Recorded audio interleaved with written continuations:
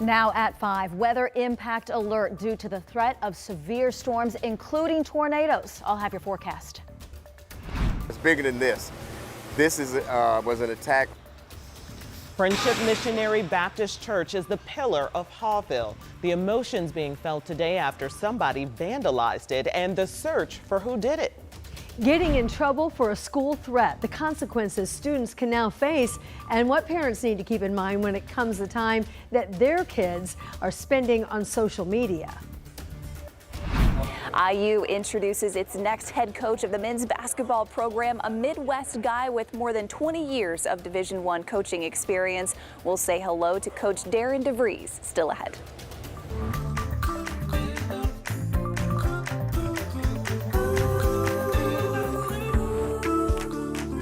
Tonight, we're tracking the impact of a storm system causing tornado watches in parts of the area. And that's why our team of meteorologists here at WTHR have declared this a weather impact alert night. Angela has been talking about this and warning us about this for days now. She joins us live from the Weather Center with a look at how this system is pushing through. Angela. Well, right now we do have several of our communities under that tornado watch until 10 p.m. We will start with that and highlight that area and then highlight the area of storm development that we're most concerned with over the next several hours. It's the area that's developing in the southern half of Illinois. Now, I will tell you, there have been several confirmed tornadoes in and around Peoria, Illinois, and tornado and severe thunderstorm warnings continue with this area of storms. We are monitoring what's developing to the south of Springfield, Illinois. Anything that does develop will track north and east and has the potential to be severe and has the potential to produce tornadoes, especially for the western part of our area. Greencastle, Crawfordsville, Lafayette, Terre Haute up into Vermilion County. Tornado watch for you until 10 p.m.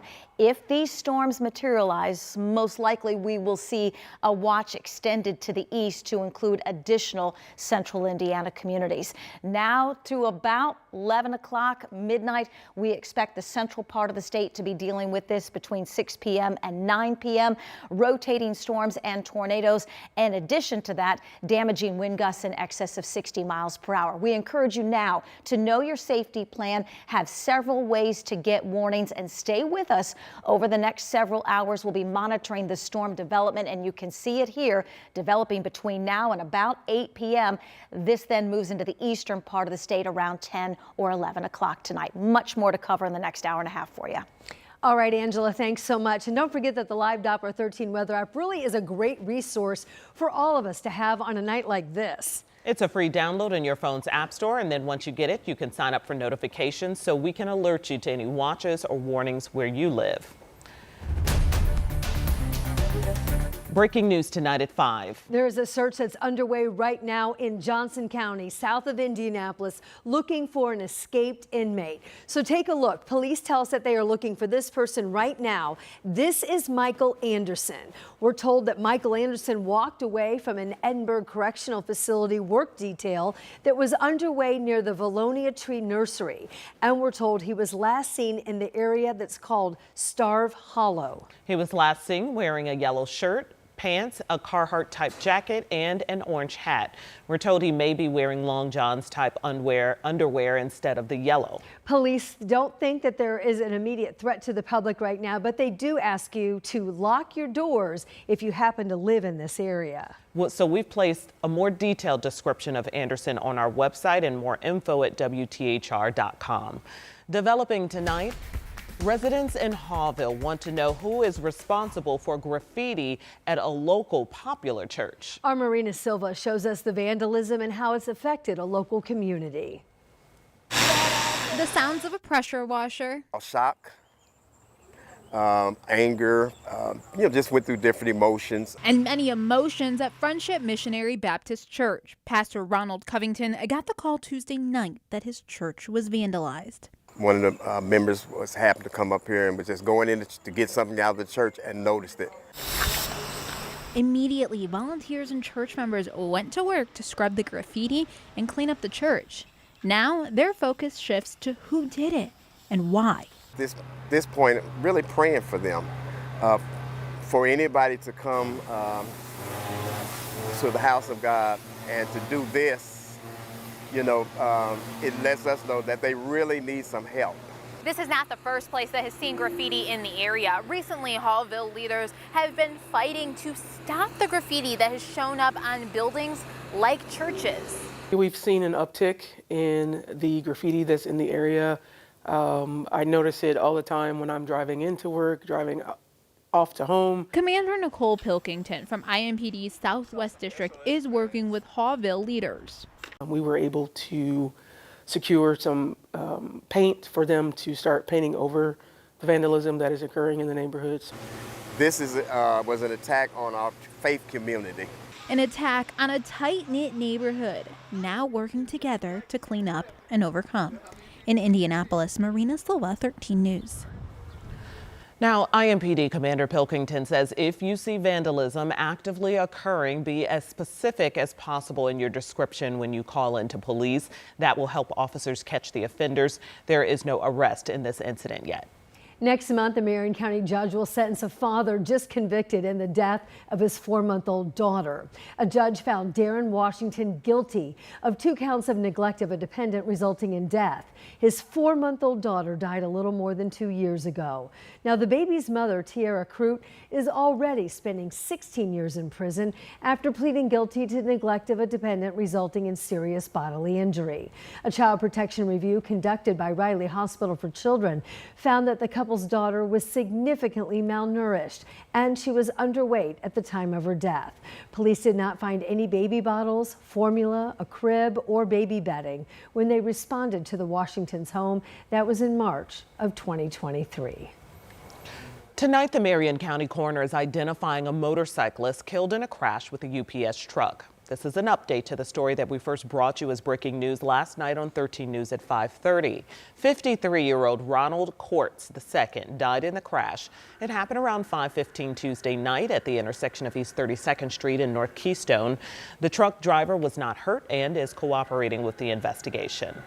Tonight, another Central Indiana high school student is facing the real-life consequences of posting a threat on social media. This was a threat that targeted another student. Police detained the student at Martinsville High School Tuesday. Karen Campbell spent the day looking into this. And Karen, how did school leaders learn about this threat? Well, this investigation came from a tip from the FBI, which was then relayed to MSD police.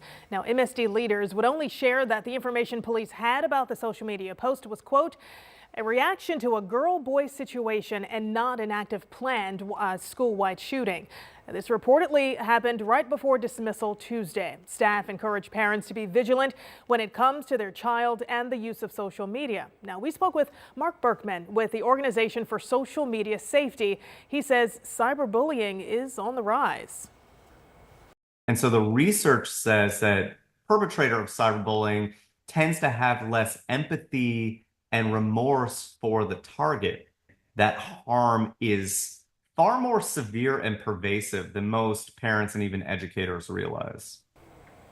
And Berkman says students need to understand that making threats online can have serious consequences. Now, a mental health professional at Riley Hospital for Children agrees, and you're going to hear her tips for parents coming up at 6 o'clock. All right, our coverage continues. Karen, thank you so much. Tonight in Westfield, police are issuing a warning about a game that a lot of high school seniors are playing now and have played for years in the past. It's called Senior Assassin. Officers say there are some serious safety concerns about the game involving water guns. They say painting the water guns black can make them look like real guns, and that creates dangerous situations. They also warn against playing in or around cars because it will increase the risk of accidents. Officers say if you play in public or private areas, raise concerns as well, since the people around you might not realize what's happening. They might see this gun, they might see this as a conflict, and they might mistakenly call 911. The Carmel Police Department is welcoming its newest member tonight. The department shared this picture online. This is K9 Atlas. Atlas and Officer Mark Parshall received their certification in narcotics detention from Ultimate K9, and they're now ready to begin the next phase of their training, which includes a certification in tracking and apprehension. And today, IU officially welcomed its new men's basketball head coach. Yes, they had an introduction today on campus in Bloomington. His name is Darren DeVries, and he has more than 2 decades of D1 coaching experience. Samantha Johnson was inside Assembly Hall this morning as IU welcomed him in. It's the start of a new era for IU men's basketball, the Darren DeVries era. And today, for the first time, we heard from the new head coach here inside Assembly Hall. Nobody's going to want to win as bad as I do, or our staff does, or our players do. DeVries coached most recently at Drake and West Virginia, turning both programs around. His key to success in Bloomington, he says, will be building a talented roster and getting back to the basics. We're going to really focus on every day the process of what does it take to win games. And at the end of the day, if we're really good at that, those things will happen. Fans we talked to on Kirkwood Avenue tell us they're excited for a fresh start. Sad to see Mike leave, but excited to see where we can go. Everyone wants to win, and the students are ready. We're ready, I'm ready, and we just need someone to do it. So hopefully it's this coach. Coach DeVries says he wants all Indiana fans back in Assembly Hall next season. And then they can say with great pride on a consistent level that is my team. That is when the banners will rise again. It's time for us to get to work. In Bloomington, Samantha Johnson, 13 News. And Coach DeVries is from Iowa, where he says he grew up watching Indiana basketball. You can watch the full press conference with the new head coach right now on WTHR+. Transgender athletes in Indiana. It is a hot topic being debated at the State House. The passionate testimony from people on both sides of the issue tonight at 5:30. Severe storms to snowflakes. I'm tracking big changes in our weather pattern in your forecast.